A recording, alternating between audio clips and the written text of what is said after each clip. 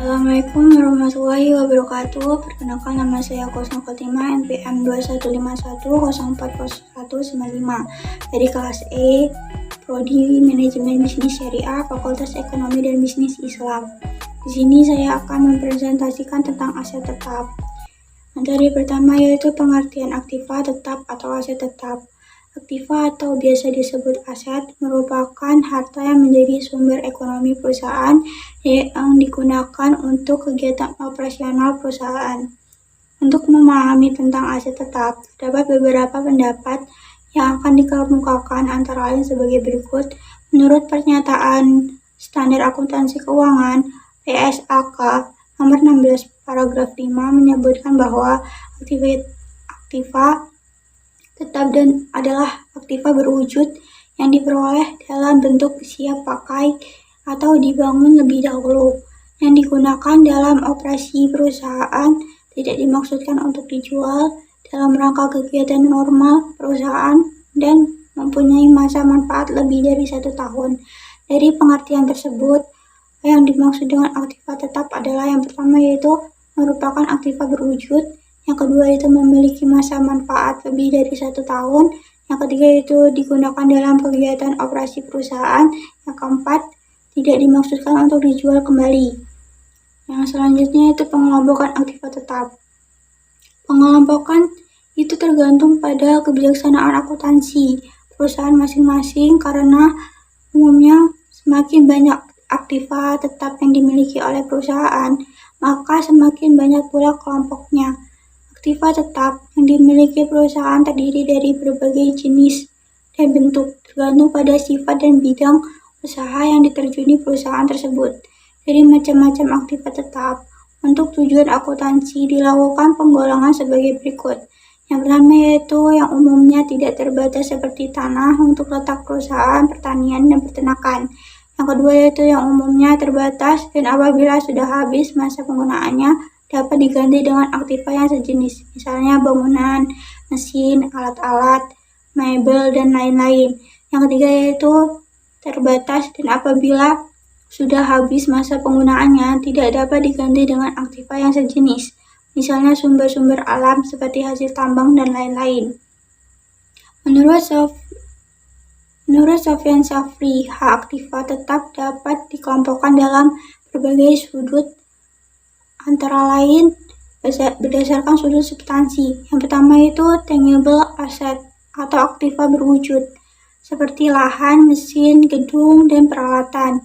Yang kedua itu intangible asset atau aktiva yang tidak berwujud, seperti goodwill, patent, copyright, hak cipta, franchise, dan lain-lain.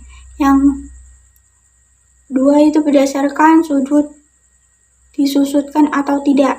Yang pertama yaitu depreciated plant asset, yaitu aktiva tetap yang disusutkan seperti building, bangunan, peralatan, mesin, inventaris, jalan, dan lain-lain. Yang kedua yaitu underappreciated plant asset, yaitu aktiva yang tidak dapat disusutkan seperti tanah. Selanjutnya yaitu jenis-jenis dan contoh aktiva tetap. Menurut S. Munawir pada 2007, jenis-jenis aktiva atau aset tetap adalah sebagai berikut. Yang pertama yaitu lahan-lahan adalah bidang tanah terhampar baik yang merupakan tempat bangunan maupun yang masih kosong. Dalam akuntansi, apabila ada lahan yang didirikan bangunan di atasnya, maka harus dipisahkan pencatatan dari lahan itu sendiri. Yang kedua itu bangunan gedung. Gedung adalah bangunan yang berdiri di atas bumi, ini baik di atas lahan atau air.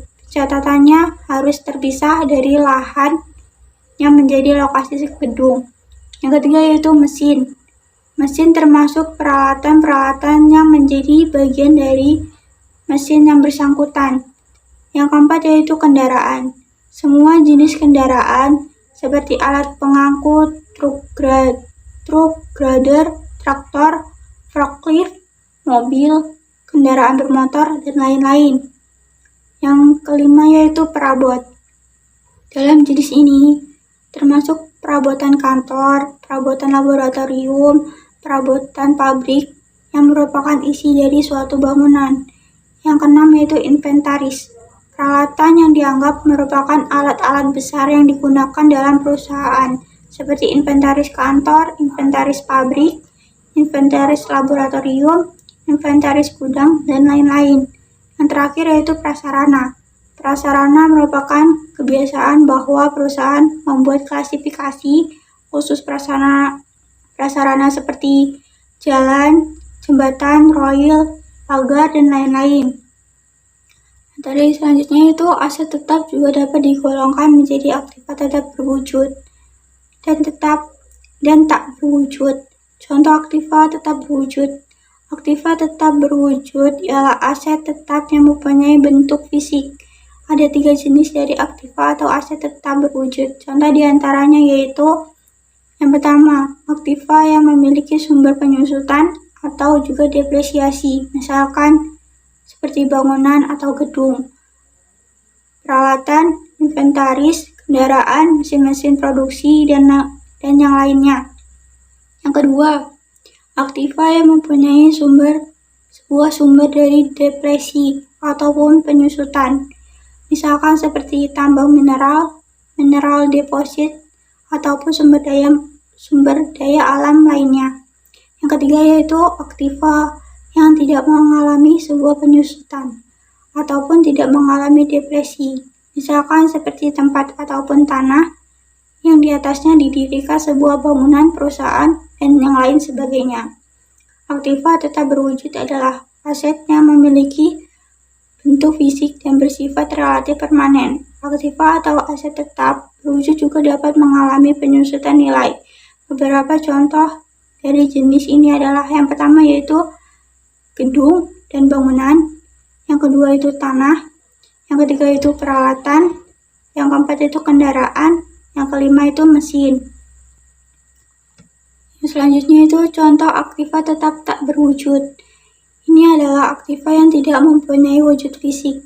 Meski begitu, mempunyai manfaat yang besar bagi perusahaan yang dinyatakan ke dalam bentuk jaminan tertentu, misalnya seperti hak cipta, hak monopoli, hak paten, merek dagang, dan lain sebagainya. Aktiva atau aset tetap tak berwujud biasanya berbentuk hak-hak usaha yang dimiliki perusahaan, antara lain beberapa contoh dari jenis ini adalah lisensi, hak cipta, merek dagang, sistem keamanan, franchise. Selanjutnya itu karakteristik aset tetap. Yang pertama yaitu memiliki bentuk fisik dan dengan demikian merupakan aset berwujud. Yang kedua yaitu dimiliki dan digunakan oleh perusahaan dalam kegiatan operasi. Yang ketiga yaitu tidak dimaksudkan untuk dijual sebagai bagian dari kegiatan operasi. Materi terakhir yaitu perolehan aktiva tetap dan contoh cara pencatatannya. Berikut ini adalah penjelasan mengenai bagaimana cara memperoleh aktiva atau aset tetap. Yang pertama yaitu pembelian tunai. Pembelian tunai aktiva tetap yang diperoleh dari pembelian tunai dicatat dalam pembukuan dengan jumlah sebesar uang yang dikeluarkan. Jumlah uang yang dikeluarkan untuk memperoleh aset termasuk harga yang tercantum di faktur dan semua biaya yang dikeluarkan agar aset tetap tersebut siap dipakai. Apabila dalam pembelian aset ada potongan tunai, maka potongan tunai tersebut merupakan pengurangan terhadap harga faktur, tidak memandang apakah potongan itu didapat atau tidak. Dan apabila dalam suatu pembelian diperoleh lebih dari satu macam aktiva tetap, maka harga peroleh harus dialokasikan pada masing-masing. Misalnya dalam pembelian gedung beserta tanahnya, maka harga perolehan dialokasikan untuk gedung dan tanah. Dasar alokasi yang digunakan sedapat mungkin dilakukan dengan harga pasar relatif masing-masing aktiva, yaitu dalam hal pembelian tanah dan gedung, maka dicari harga pasar tanah, dan harga pasar gedung. Masing-masing harga pasar ini dibandingkan dan menjadi dasar alokasi harga perolehan. Yang kedua yaitu pembelian angsuran. Apabila aktiva tetap diperoleh dari pembelian angsuran, maka dalam harga perolehan tidak boleh termasuk bunga. Bunga selama masa angsuran baik jelas-jelas dinyatakan atau tidak dinyatakan tersendiri harus dikeluarkan dari harga perolehan dan dibebankan sebagai biaya bunga. Cara pencatatannya adalah pembayaran setiap tahun dibuat jurnal yang mengurangi utang sebesar pokok pinjaman yang dilunasi dan mendebit biaya bunga untuk tahun yang bersangkutan dan kreditnya kas sebesar angsuran. Yang ketiga yaitu ditukar dengan surat-surat berharga. Aktiva tetap yang diperoleh dengan cara ditukar dengan saham atau obligasi perusahaan dicatat dalam buku besar sebesar harga pasar saham atau obligasi yang digunakan sebagai penukar. Apabila harga pasar saham atau obligasi itu tidak diketahui, maka harga perolehan ditentukan sebesar harga aktiva tersebut. Jika harga pasar surat berharga dan aktiva tetap yang ditukarkan tidak diketahui, maka dalam keadaan seperti ini nilai pertukaran ditentukan oleh keputusan pimpinan perusahaan. Nilai tukar ini dipakai sebagai dasar pencatatan harga peroleh aktiva tetap dan nilai-nilai surat berharga yang dikeluarkan. Pertukaran aktiva tetap dengan saham atau obligasi perusahaan akan dicatat dalam rekening modal saham atau utang obligasi sebesar nilai nominalnya. Selisih nilai pertukaran dengan nilai nominal dicatat dalam rekening agio atau disagio. Keempat yaitu ditukar dengan aset tetap yang lain. Banyak pembelian aset tetap dilakukan dengan cara tukar-menukar dengan istilah populernya tukar tambah. Aktiva lama digunakan untuk membayar aktiva baru, baik seluruhnya atau sebagian di mana kekurangannya dibayar tunai. Kondisi seperti ini, prinsip harga peroleh tetap harus digunakan, yaitu aktiva baru dikapitalisasikan dengan jumlah sebesar harga aktiva lama ditambah uang yang dibayarkan jika ada, atau dikapitalisasikan sebesar harga pasar aktiva baru yang diterima.